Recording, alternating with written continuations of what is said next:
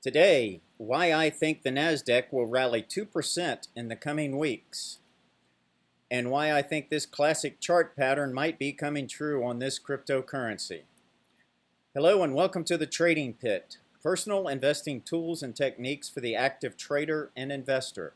I am Lundy Hill, and this is not financial advice, and past performance is not necessarily indicative of future results. Here are the charts that caught my attention for the week ending July 4th, 2025. Happy July 4th, everyone.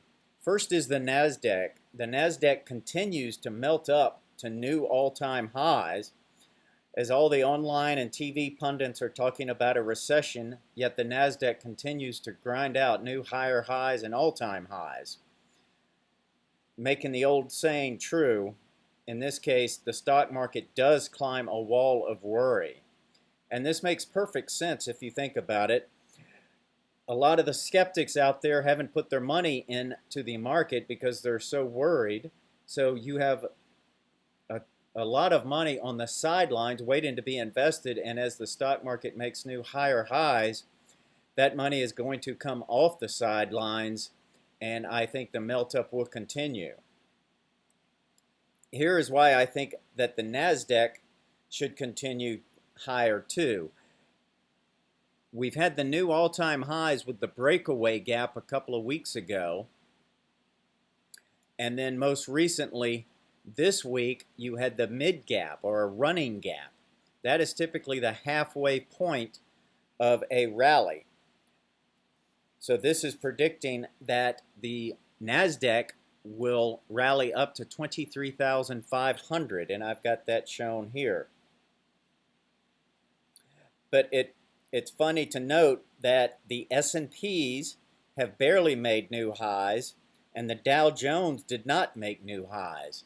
This tells me that since the new highs are centered around the NASDAQ stocks, that it is the small retail investors, as the S&P 500 is for large U.S.-based institutional traders, and the Dow is for large institutional-based or world-based traders. And speaking of the NASDAQ, here's an interesting chart. This shows the tech stocks, which are mostly NASDAQ names, versus the M2 money supply. This shows they are even more overvalued than they were during the tech wreck of 2000. And we all know what happened there. The NASDAQ fell 80%. During that time, companies such as VerticalNet had a valuation of $1.6 billion with a quarterly revenue of only $3.6 million, so highly overvalued. You had companies such as eToys with a value of $8 billion to start 2000, and it went bankrupt in 2001. And this chart leads me to think that a 40% pullback to the trend is in order.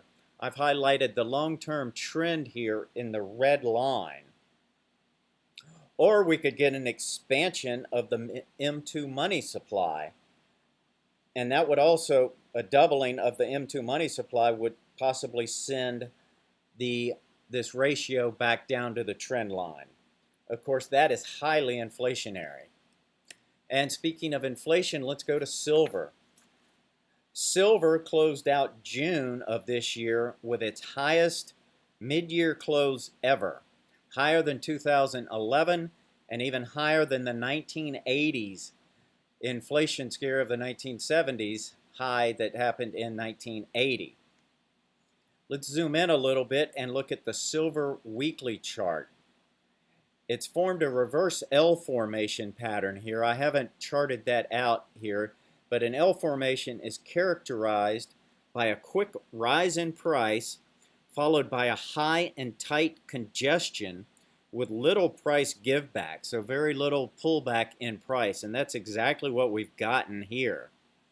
And then you also note that we have a pattern 5 continuation pattern or bottom pattern, and these are patterns that my father wrote about in his 9 patterns that predict a trend change. This is a price breaking, a pattern 5 is a foreclosed reversal, and it's a price breaking out of the 4 previous closes and those closes should be in a tight formation. Note that the 4 weeks prior to this past week have had very tight closes all around the $36 point level, $36 level. And this puts a wave projection, puts a price rally of up to $41 very soon in silver. And in an earlier video, I noted that I have a $42 price target for the second half of 2025 for silver. So this has all come into play.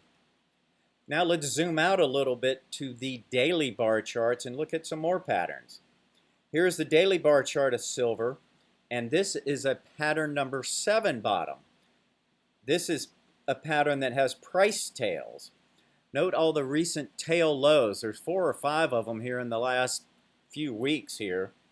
And tails on the bottom of a candle are clear indication of buyers coming into the market. So you've got massive buying coming in at the $35.50 level, sending it up to close at $36.85 level. So I think this predicts that prices will go higher. Let's look at platinum now. Platinum is up 40% since just May of this year, when price broke through the $1,000 an ounce level, and that was a Rubicon price breakout, which is my Rubicon trend following system. And prices now sit on platinum at $1,400 an ounce. However, Thursday prices got slammed down. But this is not the first time it's happened. It's happened 4 times since just the start of June. And each time, prices, as we can tell, have rallied right back up to new move highs. Will this time still do the same? Who knows? It could be forming a slight double top here, and I've got the dashed line across the bottom of this double top. Like I said, prices have rallied 40% in just a few months. Maybe they need time to digest this, so maybe this double top is in fact a double top and we will see a pullback. A break below that midpoint, which have the black dotted line across, would signal a double top, and this could send prices down to the $1,250 congestion area. Next, let's go to sugar. I've been short sugar for a while. Two months ago, I highlighted the breakout of the 18-cent support area, and I had a price target on the downside of $16 and then a lower target of $16 and $14.50. This week, it appeared that prices were heading for the lower support at $14.50, as prices had a wide range break through the 16 support area on Tuesday. We then had a narrow range on Wednesday, but that was followed by a wide range high close move on Thursday. This is the widest range on this chart.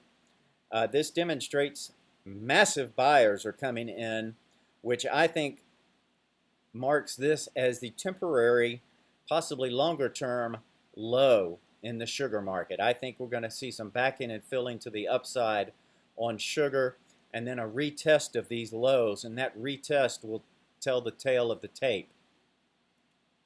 Next is soybeans. Last week I said a bounce off that lower trend line, the lower downsloping trend line in red, could send prices higher, and boy did they. I highlighted the 1065 area as a possible rally high. We didn't quite reach that. We did reach the 1058 level, which is the highest low of that prior pivot area. That's one of my take profit points. I'll find the highest low of a pivot area and put a target just a few cents shy of that. And that's exactly where we went to. I think now we probably will see some backing and filling. Maybe we have one more attempt at the highs, which could form a head and shoulders top. But my bet is that we're going to see prices to the downside. But I don't recommend a position at this time. And remember, no position is a position. Next, let's look at crude oil. Here is the daily bar chart, long-term daily bar chart going back a couple of years in crude oil. We see that crude oil has formed a wide channel down since 2023. And currently we're trading in the top middle part of that channel, which is no man's land.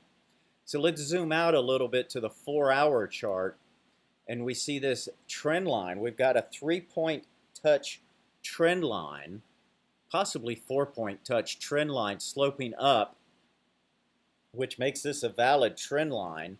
I think a break of this trend line could send prices lower, and that could be a great opportunity for a low risk trade with a downsloping trend line as your risk level.